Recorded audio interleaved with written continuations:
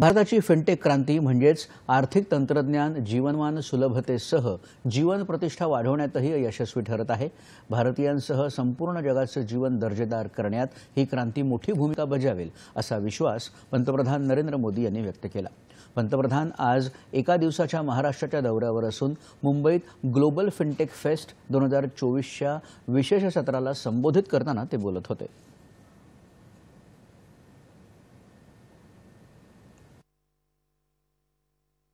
भारत में फिनटेक की वजह से जो ट्रांसफॉर्मेशन आया है वो सिर्फ टेक्नोलॉजी तक ही सीमित नहीं है, इसका सोशल इंपैक्ट बहुत व्यापक है। इससे गांव और शहर की खाई को ब्रीच करने में मदद मिली है। भारत की फिनटेक क्रांति dignity of life, quality of life उसको बेहतर बनाने में भी बड़ा रोल निभा रही है। साथियों, भारत की फिनटेक क्रांति की उपलब्धि सिर्फ इनोवेशंस के लिए ही नहीं बल्कि एडॉप्शन लेकर के भी है। भारत की जनता ने जिस स्पीड और स्केल पर फिनटेक को एडॉप्ट किया है उसका उदाहरण कहीं और नहीं मिल सकता। इसका एक बड़ा क्रेडिट हमारे डिजिटल पब्लिक इंफ्रास्ट्रक्चर डीपीआई को भी जाता है और हमारे फिनटेक्स को भी जाता है।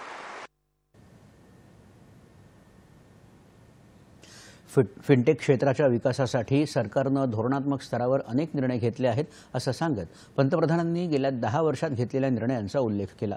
भारतात फिनटेकमुळे आलेलं परिवर्तन हे केवळ तंत्रज्ञानाशी संबंधित नाही तर याचा सामाजिक प्रभावही व्यापक आहे असं त्यांनी अधोरेखित केलं।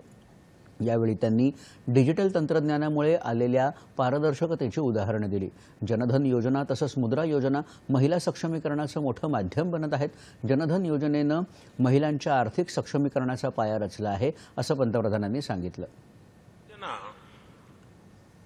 विमेन एम्पावरमेंट का बहुत बड़ा माध्यम बनी है।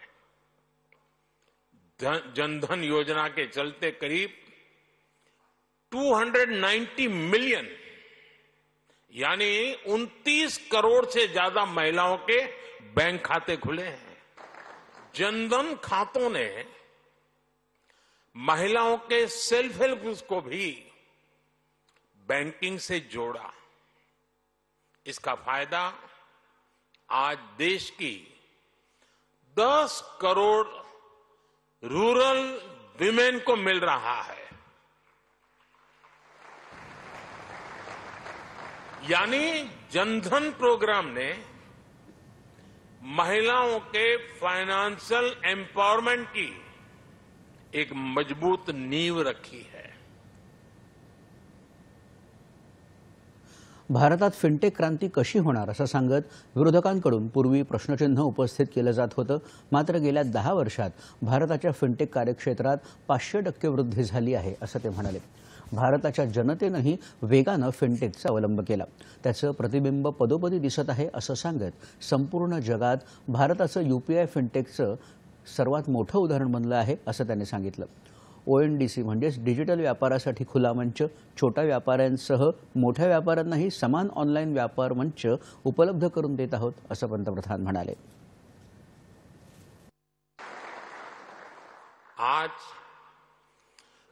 530 मिलियन यानी 53 करोड़ से अधिक लोगों के पास जनधन बैंक खाते हो गए हैं। यानी 10 साल में हमने एक प्रकार से पूरी यूरोपियन यूनियन के बराबर आबादी को बैंकिंग सिस्टम से जोड़ा है।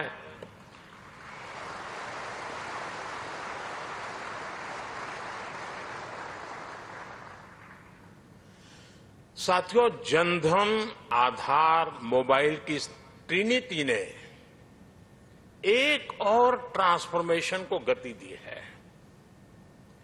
कभी लोग कहते थे कि कैश इज किंग। आज दुनिया का करीब करीब आधा real time digital transaction Bharat में होता है।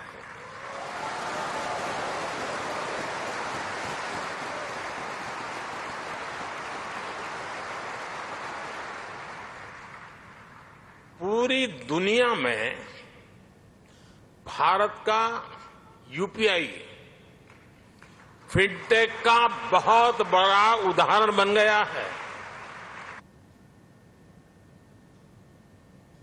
21व्या शतकात जग वेगानं बदलत आहे। चलन ते क्यूआर कोडपर्यंतच्या प्रवासात मोठा काळ गेला, मात्र सध्या दररोज या क्षेत्रात नवोन्मेष होत आहेत। या नवोन्मेषातून निर्माण होणारी उत्पादनं ही स्थानिक असली तरी त्याचा उपयोग जगभरात होत आहे, हे देखील पंतप्रधानांनी अधोरेखित केलं। पूर्वी लोक भारताची सांस्कृतिक विविधता पाहून आश्चर्यचकित होत असत, आता परदेशातील लोक भारतात फिनटेक विविधता पाहायला येतात, असं पंतप्रधान मोदी यांनी सांगितलं। फिनटेक आणि स्टार्टअपला असलेला सायबर गुन्ह्यांचा धोका अधोरेखित करत सायबर फसवणूक रोखण्यासाठी तसंच डिजिटल साक्षरता वाढवण्याकरता पावलं उचलण्याचं आवाहन पंतप्रधानांनी यावेळी केलं। या कार्यक्रमाला ग्लोबल फिनटेकचे अध्यक्ष क्रिश गोपाळकृष्णन आणि रिझर्व्ह बँकेचे गव्हर्नर शक्तिकांत दास हे देखील उपस्थित होते। भारतात फिनटेक व्यवस्था उभी करण्यासाठी झालेले प्रयत्न हे प्रशंसनीय आहेत। फिनटेक व्यवस्था अर्थव्यवस्थेच्या वाढीला पाठबळ देत आहे, असं दास यांनी यावेळी सांगितलं। वित्तीय सेवांचा विनाअडथळा पुरवठा देशवासियांसाठी गरजेचा आहे, त्यासाठी फिनटेकचं योगदान मोठं आहे, असं ते म्हणाले।